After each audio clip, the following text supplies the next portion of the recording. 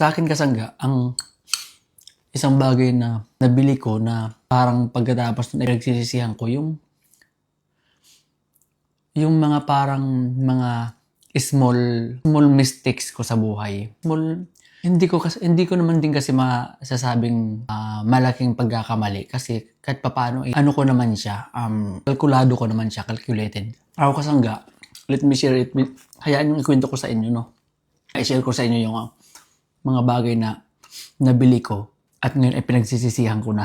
Hindi ko na specific masyado kasangga, pero ang isa sa mga ako kasangga, honestly, ako sa personal na buhay ko, personal na gamit ko, hindi ako ganong sabihin maluho.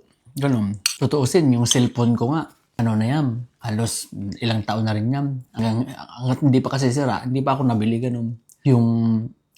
Yung laptop ko nasira na nga lahat-lahat, pero tagal sa akin Ngayon, hindi ko lang sabihin, hindi ako ganong, yung bili lang ng bili na parang hindi, kung once binili ko yung isang bagay, kailangan ko ganun ako. Nanghihinayang ako bumili ng hindi naman ganun kakailangan. Although, siyempre, bumibili-bili din ako ng paminsan-minsan sa personal na gamit ko. Pero hindi naman siya sabihin malaking halaga, hindi. Nakatunayan, mga barya-barya lang yun parang tipong ganun. Hindi kasi ako material things na tao, yung maluho. Sa akin, basta may damit nga ako dyan na maayos, na decented, hindi naman mukhang basahan, okay na sa akin yan. Ganun ako. Hindi rin ako pala bili ng kung ano-ano mga accessories o cellphone. Hindi ako ganun. Ang isa lang na mga at paano ay nabili ko na ngayon ay pinagsisisihan ko na yung mga mistake ko sa buhay pagninegosyo. Yung mga mistake. Hindi siya big mistakes, pero dahil sa mga maliliit-liit na mga steps na yon, na mga pagkakamali sa pagtutuklas ko ng mga sinusubukang negosyo, somehow, malaki na rin. Nakadyang kasangga, ako kasi kasangga, may pagkano ako yung pagka-impulsive buying ako. Though, hindi ako maluhong tao, personal ko, pero pagdating sa mga bagay, halimbawa sa pagninegosyo, may pagkatao akong, may attitude ako na medyo impulsive ako. Binibili ko agad, ganun. Dahil alam ko kailangan ko yan ganun. At minsan, mali yun. Isa na nga dyan yung way back, mga 5 years ago, yun yung binalak nga namin mag-manufacture sana ng longganisa doon sa Condubulin, doon sa dati kung saan kami nakatira. Sa regional ng New South Wales. Nag-decide kami na mag-manufacture na kami at i-register na namin yung aming small business na manufacture ng longganisa. Nagsisimula na akong bumili ng mga gamit. Ang una kong binili doon yung mga equipment ko sa paggawa ng longganisa. Bumili ako ng mga grinder, bumili ako ng mga bench, bumili ako ng mga stainless, basta marami akong binili kasangga na ready to operate. At yung nagsimula na kami mag-process ng requirements ng mga documents para kunan ng permit o kung ano man. Siyempre, diniskartehan ko pa rin yung isa na doon, yung building compliance. Diniskartehan ko pa din naman yung mga material doon, pero bumili ako ng mga kung ano para kasi yun yung requirement sa Lakalan siya parang sa munisipyo kung sa atin, di ba? Then suddenly, unfortunately na din siya, hindi namin na ituloy dahil nga biglang nagkaroon nga ako ng opportunity na makalipat sa Perth that time. At biglang natigil yung aming pag-process, no? Ganun. Ang daming loss ko doon kasangga. Ang daming nasayang na pera doon. Yung equipment pa lang, thousands of ang nag-ubos ko doon, dollars. Basta libo. Lalo na yung pagkaparehistro kasangga. Kasi nagsimula na ako magparehistro Thousands of dollars para naubos namin yung kasangga. Kung susumahin kasangga, yung pera na yun ay pagpatayo na ng bahay. Ganun, sa atin, ganun ang halaga. Isipin mo, yun yung na-lost ko doon, yung nasayang ko doon sa unang try naming ng negosyo. Mag-manufacture ng longganisa. And, siyempre, pa rin tayo, try pa rin tayo. Hanggang sa, nung nakalipat na nga kami dito sa Sydney naman, doon naman pala sa Perth. By the way, nung bago nga kami lumipat noon sa Perth, yung mga gamit namin noon kasangga, yung lahat ng gamit namin, halos ibinenta namin eh. Tapos yung iba pinamigay. Dahil nga lilipat kami ng interstate eh. So halos halos abutin nyo ng hindi ideal na magdala ka ng maraming gamit.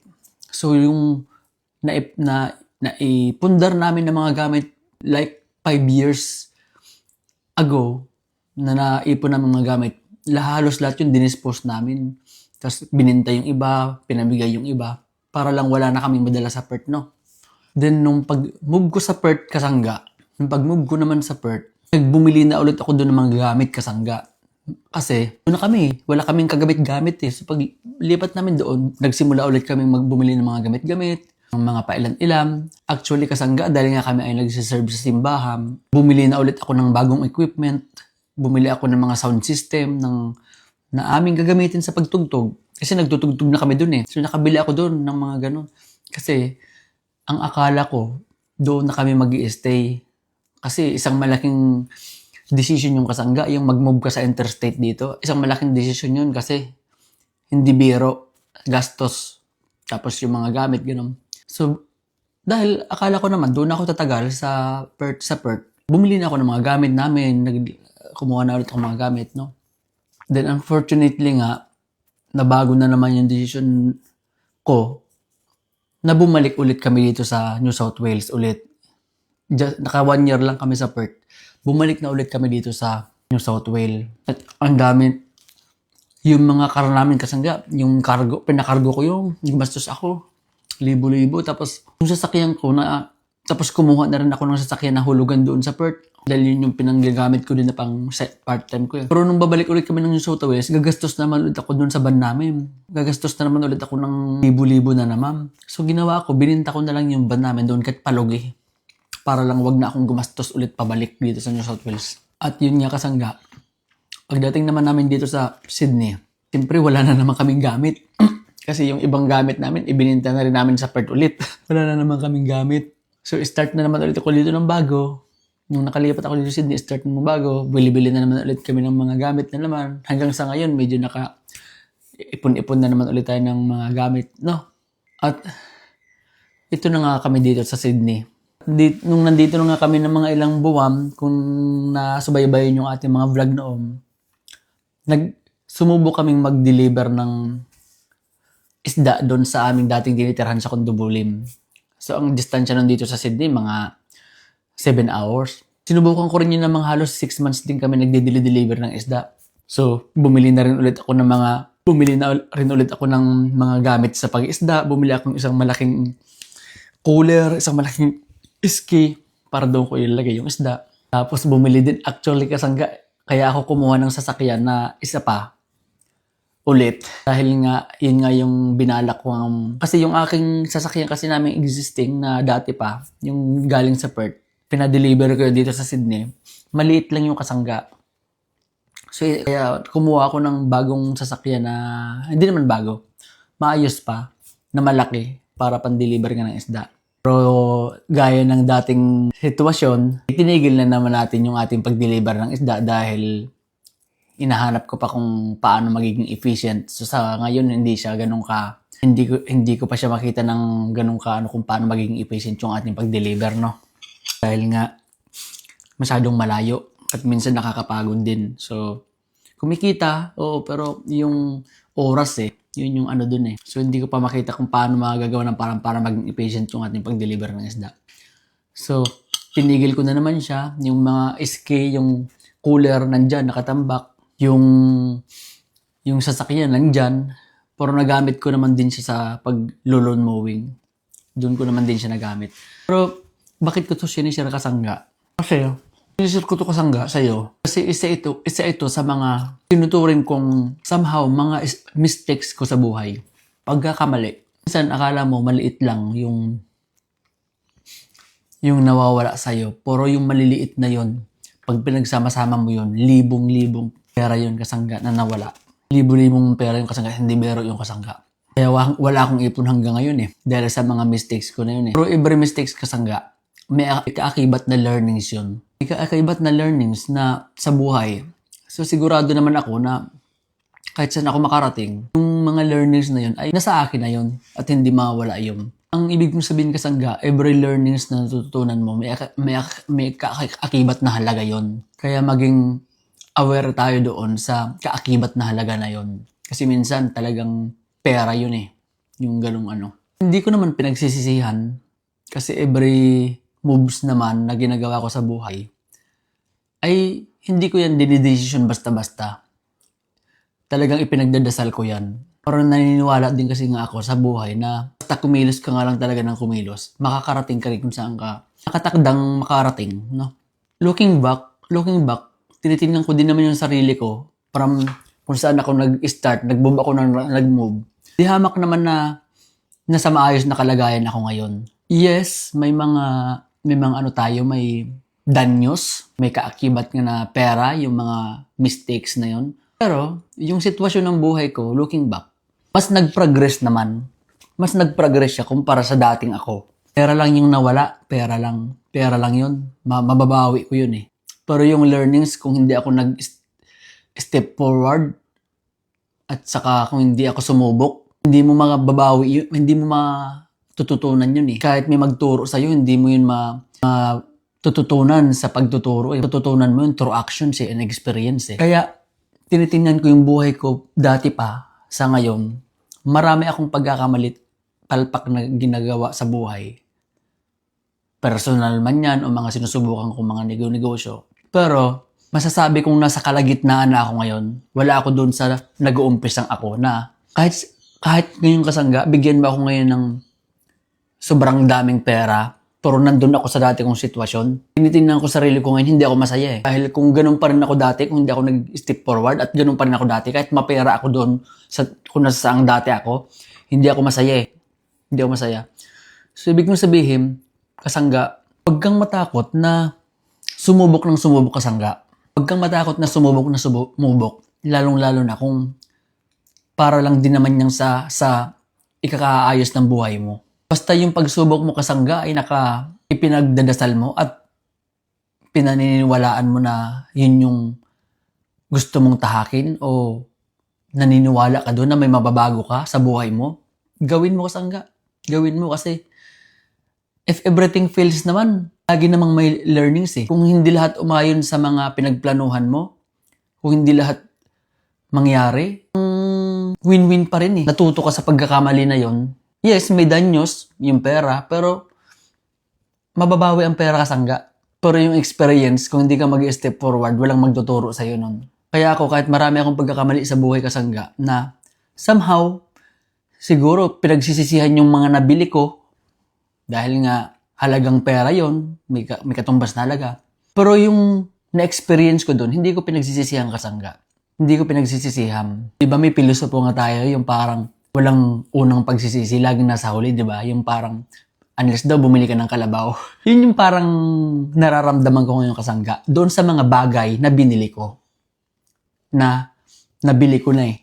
At pagkakamali ko yun eh. At may perang halaga yun eh. Pero yung na-experience ko kasangga, pinagpapasalamat ko yun. So ano ang finale? Win-win pa din. Para akong nag-seminar in the real world. Hindi ako nag-seminar ng nagbayad ako tapos turo-turuan ka lang. Hindi. Nag-seminar ako in a real world, kung real experience at hindi lang through theory, no? Kaya walang mawawala sa iyo kasangga kung nagkamali ka sa bagay na gusto mong tahakin, hindi nag-succeed yun, win-win pa rin kasi may natutunan kang bagay doon.